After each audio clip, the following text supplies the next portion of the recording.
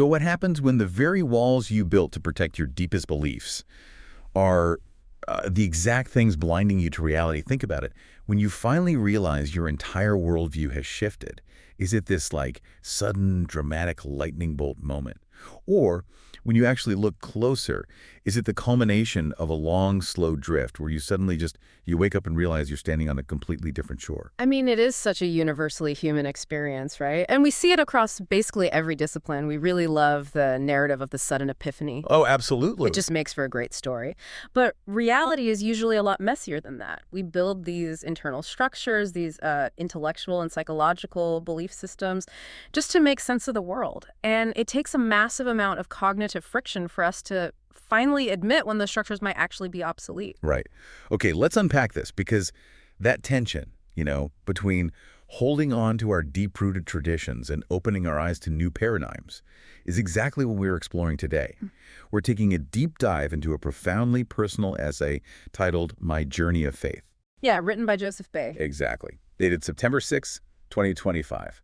And our mission today is really to use this one man's theological evolution as a case study for the anatomy of a paradigm shift. And I want to stress right at the top here, whether you consider yourself religious or not, you are going to find a ton of value in this. Totally. Because at its core, this essay is a masterclass in how human beings process change. It's a study of the fortresses we build to protect ourselves from a really chaotic world and the very subtle, often invisible dangers of that kind of fortress mentality. So to really understand the shift, we have to start with the inciting incident of Joseph's essay. It's the summer of 2025. He's visiting his brother in Orange County, California. Right. And the family decides to go on a road trip, winding through Sequoia National Park, and eventually they end up at the massive granite cliffs of Yosemite. Which is just a stunning setting to place this narrative in. I mean, you're standing there completely dwarfed by these ancient, towering sequoia trees. Yeah, it's wild. He talks about feeling the sheer vastness of creation, how the scale of it all kind of whispers truths about the creator. It's a very visceral, awe-inspiring environment that just naturally forces you to be introspective. It really does. But here's the crucial distinction Joseph makes. And we cannot miss this because it's literally the core of his whole realization. The shift in his theology did not happen at Yosemite Park. Right. That's such an important point. It's such a common misconception with these kinds of epiphany stories. Standing among the sequoias didn't just magically download a new worldview into his brain. Instead, that walk simply triggered a reminiscence of a whole journey that had already been happening over the last 5+ years. 5 years. Wow. He traces the actual beginning all the way back to this really earnest prayer for light that he made back in 2017. That distinction is incredibly important for understanding how our minds work. From a psychological perspective, this just perfectly illustrates the mechanics of epiphanies. How? Well, we tend to think of an epiphany as a sudden discovery of entirely new information, right? Like a light bulb turning on in an empty room. But more often than not, it is simply the sudden conscious recognition of a long, slow accumulation of thoughts and doubts and tiny shifts that have been simmering in our subconscious for years. It makes me think of cleaning out your attic. Oh, I like that. Yeah, like you're up there moving dusty boxes around and suddenly you find an old journal from a decade ago. You sit down, you read it, and you are just entirely shocked by how different your mindset is now compared to back then. Yeah, exactly. But the act of cleaning the attic didn't change you. It just created the quiet space for you to suddenly realize how much you've already changed over the years.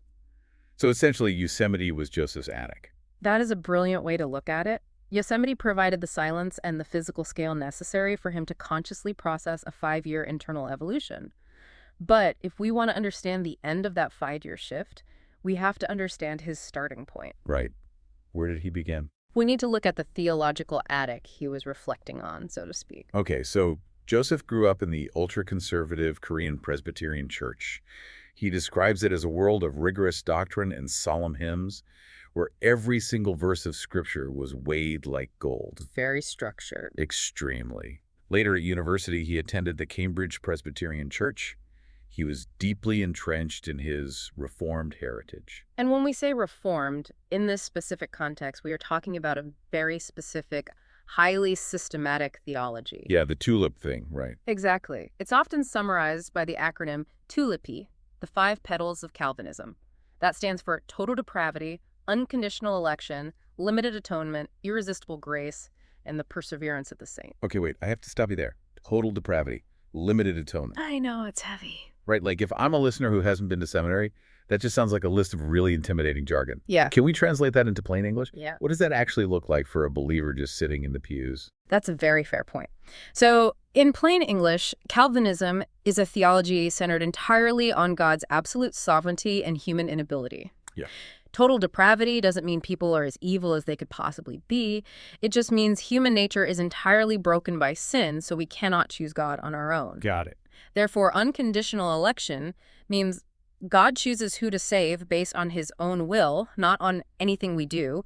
It is a highly structured, intellectually rigorous system. It basically leaves nothing to human chance. Okay, that makes sense. So it's a theology built to be an immovable anchor. And he literally calls his church a fortress. A fortress, yeah. A community that has actively refused to compromise with the outside world, especially over the turbulent last century. Now, to understand why he felt he needed a fortress, we really have to look at the cultural tides he believes they're protecting against. Right. So he lists a whirlwind of forces over the last 100 years.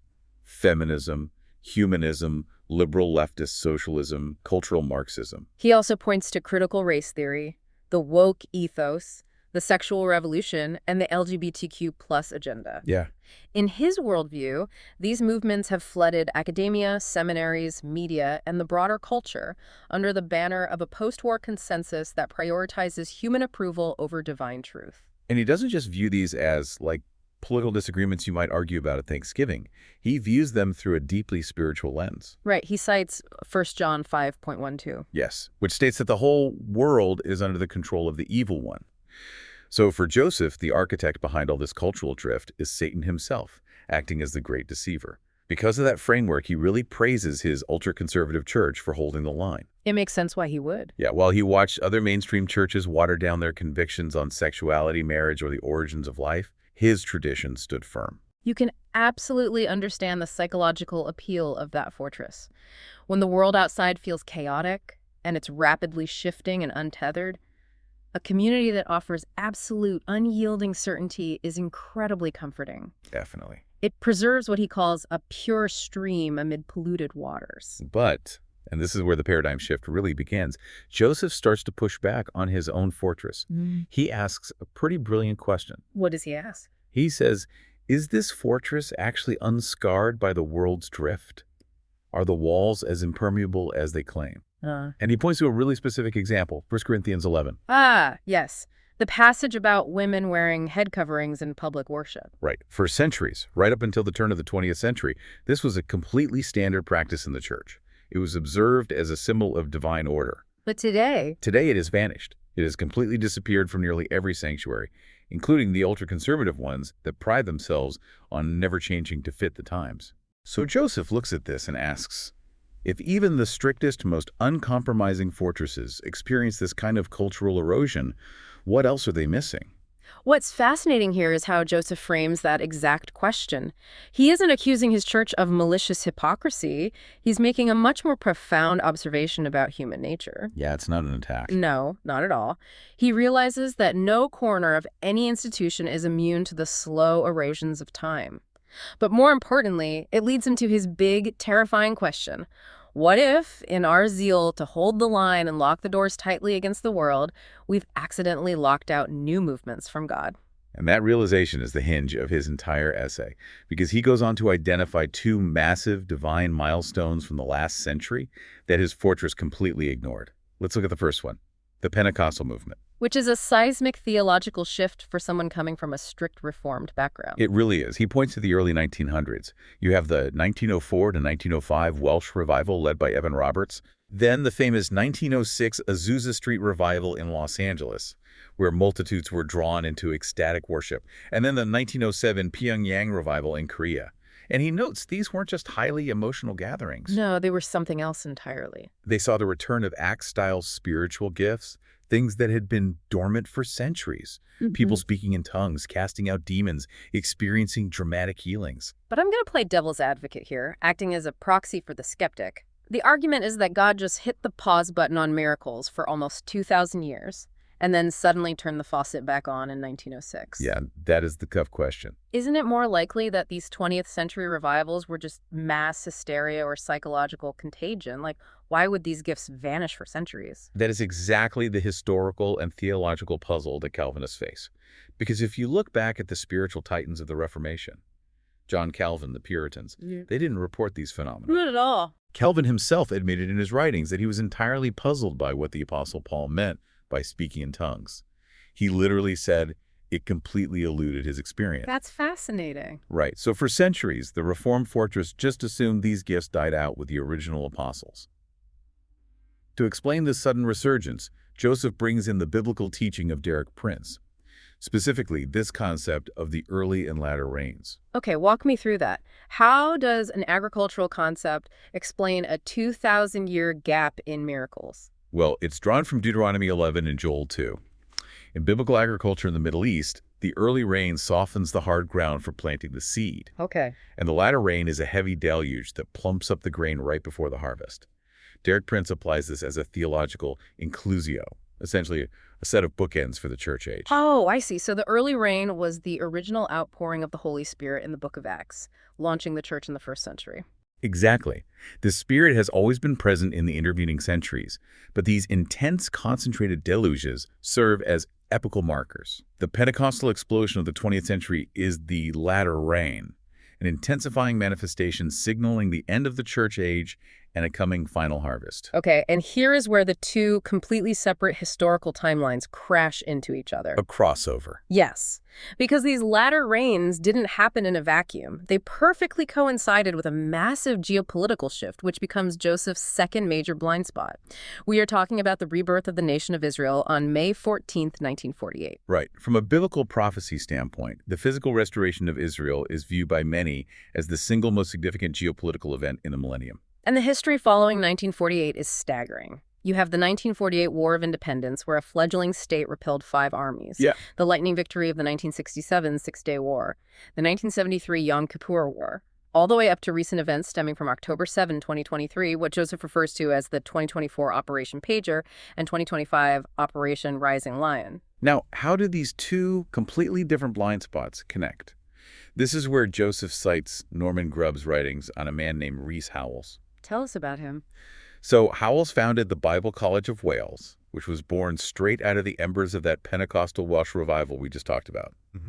In the 1930s and 40s, Howells and his students engaged in fervent, relentless intercessory prayer. And we should probably define intercessory prayer here. It's not just, asking for a good day. No, not at all. It's a profound spiritual agonizing where believers feel they are standing in the gap, pleading on behalf of others, or even historical events, trying to shift spiritual realities through sustained prayer. Exactly, and their specific focus, paving the supernatural way for the physical rebirth of Israel in 1948. Wow. It's like a spiritual supply chain. The intense Pentecostal intercessory prayer in Wales was the raw material, the energetic mechanism that directly fueled the geopolitical product of Israel's rebirth. It is a stunning historical intersection. And what's really crucial to understand is that the physical return of Israel wasn't a completely new idea, even if this intense method of prayer was. Wait, really? Who else was talking about it? Well, if we look at 19th century Reformed preachers giants like Charles Spurgeon or J.C. Ryle, they predicted Israel's physical return as a state purely from reading Old Testament prophecy long before it seemed politically possible.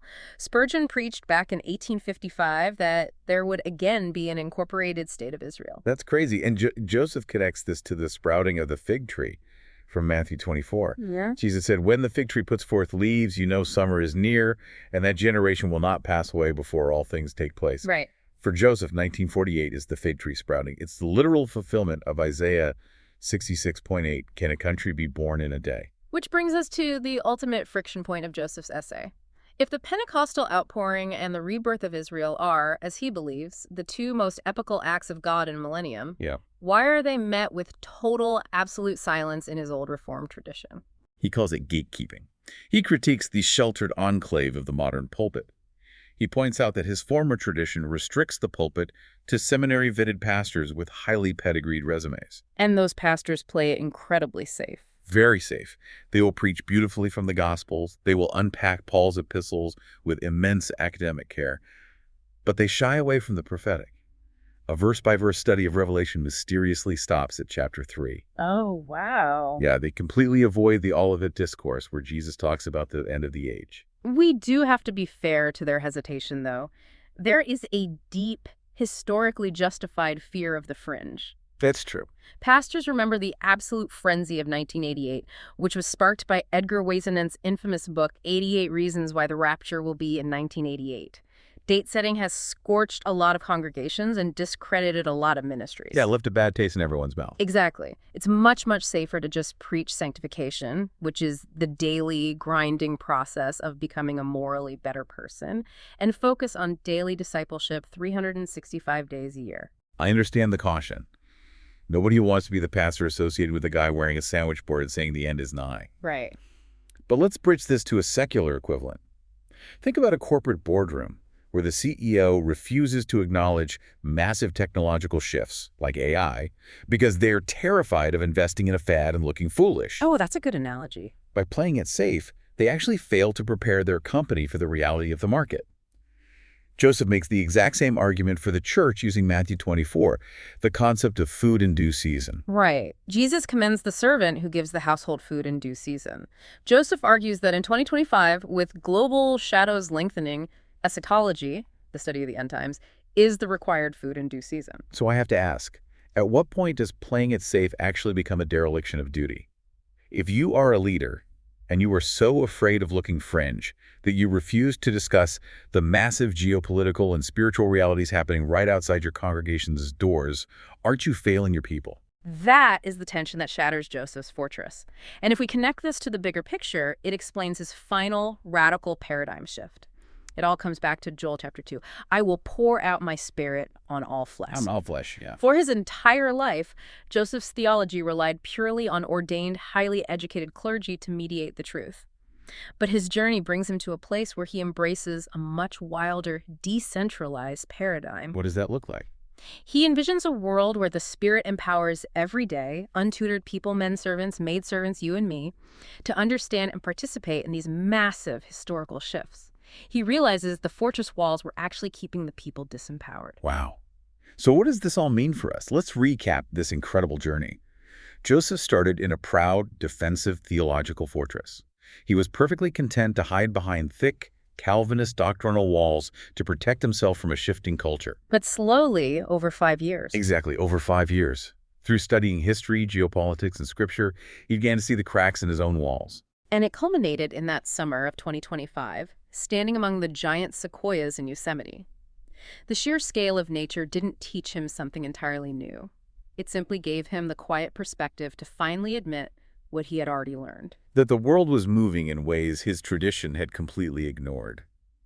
It's a powerful reminder that sometimes the very walls we build to protect the truth are the exact things keeping us from seeing the full picture. Precisely. Defending the status quo, even with the best intentions, can cause a profound blindness. We can become so intensely focused on guarding the front door that we don't realize the roof has been blown off. Which brings us right back to you listening to this deep dive. Our goal is always to give you that aha moment, a shortcut to seeing your own world a little differently. And Joseph Bae's essay gives us a mirror to look into. Because we all have our own version of the Cambridge Presbyterian Church. We all have our own fortresses, whether they are intellectual, professional, or personal. We all have orthodoxies we passionately defend. We do. So I want to leave you with this final thought, something to mull over as you go about your day. Think about that slow drift versus the lightning bolt we talked about at the beginning. If an entire centuries-old theological system can completely miss what it considers to be epical acts of God, simply because it was too busy trying to protect its traditions from the world. Yeah. What massive paradigm shifts or new realities are you currently ignoring in your own life, your industry, or your beliefs, simply because you're too busy defending your own status quo? What is your Yosemite going to reveal that you've been missing all along? It's a big question. Make sure you check the show notes for a link to Joseph's full essay. Thanks for taking this deep dive with us. We'll see you next time.